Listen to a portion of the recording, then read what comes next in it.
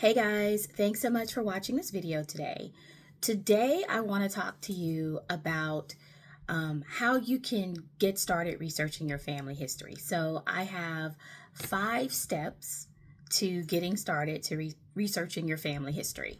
And you'll see me looking down in this video because I do have some notes here that I want to reference to make sure I say what I need to say.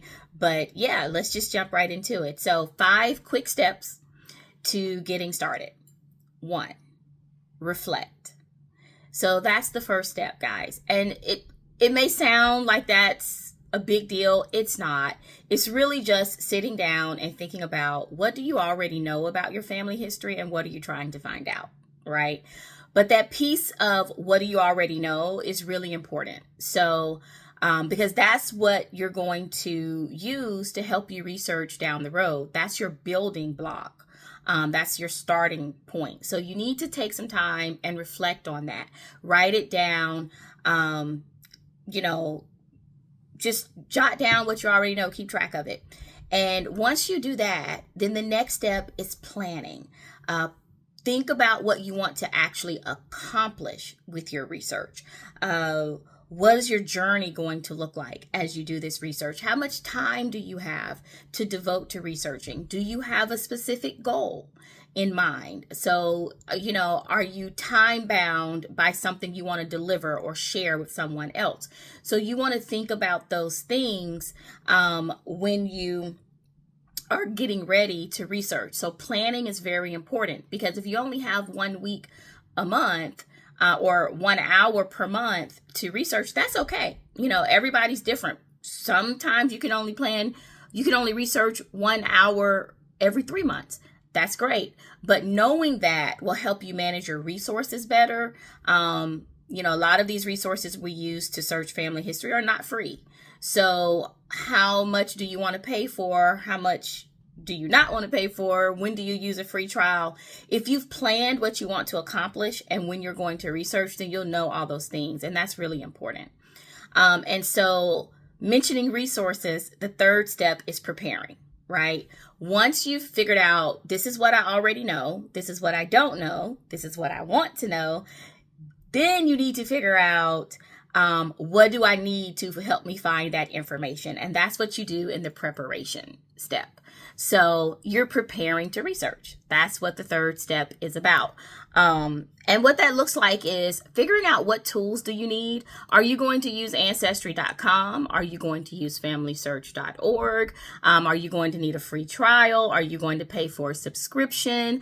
Are you going to go to your local library? Like, what resources are you going to use to conduct your research? That's just something that's really important to know because this information is, I don't want to say it's not freely available because technically it is, but it's not as easy to access as you may think. And so using some of these online resources, it helps with that access piece. So, if you're not at the stage where you need access to military records or newspaper clippings, which is probably not something beginner researchers actually need, like newspaper clippings. Most beginner researchers don't start there. Then you may not want to pay for that extra newspaper subscription. But if you're a little bit further along in your research and you have seen where there's some information about your family in certain newspaper clippings, then you might want to get a free trial of a newspaper database or pay for a subscription. So those things if you've just taken the time to prepare. And before we go to the final 2 steps, I just want to say the first 3 steps, reflect, plan, and prepare, don't have to take a long time. I'm not saying spend weeks doing this. Literally, you can do all 3 steps in about an hour, right? But a lot of people skip them because they don't think about the fact that they need to sit down and do that. So they just want to jump right into the next step, which is actually step 4 in the 5-step process. And that's research, right? That's when you actually do the legwork to figure out where your family was in 1940 or 1920 or 1930. That's actually doing the research. A lot of people just start here. And then they find when they do that, oh, wait, I'm getting a little bit overwhelmed, or I'm not really finding what I want to find, or I've paid this money for this Ancestry subscription or DNA, and it's not giving me the result that, I thought I was going to get. You get that a lot, and it's because you didn't sit down and do the first 3 steps. So do the first 3 steps, and then you can get to step 4, which is research. And that is the research that you do online, but it's also the research you do offline, right? Talking to your family members, your elders in your family. And some people don't have access to those people.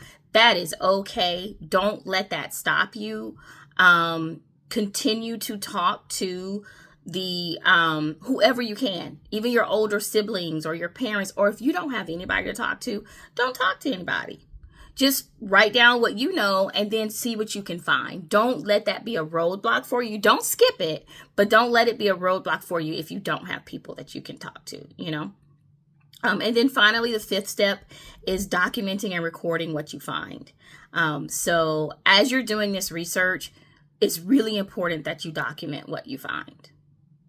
In multiple places. So let's say, for example, you decide to do your research, you decided to use Ancestry, you pay for an Ancestry.com subscription, and you find some great things and you just save it on Ancestry. But then 2 months later, you don't want to continue your Ancestry subscription because you're not going to be able to research for the next 6 months, or you found everything you wanted to find. You may not have access to those records once your subscription ends. So you can't just rely on online storage in the platform that you're paying for. You need to download those records. I would highly suggest that your critical records, you print them and you put them in a binder or a folder or something that you can keep those records in. So you have a digital version and a printable version. And then, because you will lose access to records. Just because you pay a subscription in January doesn't mean that you're going to have access to those same records in February. Even if you build a family tree, you can usually see your family tree that you've built, but you won't be able to see any supporting records for that tree if your subscription doesn't continue. So make sure that you are documenting and saving what you're finding. And as you're doing research, this is another piece that they have to do this, but they don't plan for it, right? So they end up with little pieces of information all over the place, and that's hard to reference and collect later on. So as you're researching, make sure you have a mechanism in place to document what you're finding as you're finding it. Meaning you need some type of workbook, you need some type of notebook, you need something to keep track of where you've searched, what you found in that location, and what you're going to search next. And you can't do all that on digitally. You just can't. You're not going to be able to keep up with it, because with family history research, you're searching in so many different places that you really just need to quickly jot down where you are when you find this piece of information, right? Like, what if you end up going to your local library or your local historical society and you see some information that's not available digitally? How are you going to notate that, right? Or how are you going to keep track of those documents? So have a notebook. Have it next to you as you're researching. Have a workbook. Have something so that you can record what you're finding as you are searching. Because trust me, when you go back to do that search, it may not be the next day. It may not be the next month. It may not be the next year. So you need to have what you've already found recorded somewhere so that you're not duplicating work every time you restart your process. You know what I mean? So that's important. So those are the 5 tips. In summary, reflect. 2 is plan. 3, prepare. 4, research. 5, document and record. 5 quick steps to help you get started. Now, there is a 5-step getting started kit that is free to you. It's linked in the description of this video. Grab it if you're interested. I believe it probably takes you to our website to sign up for the newsletter to actually get the kit sent to you.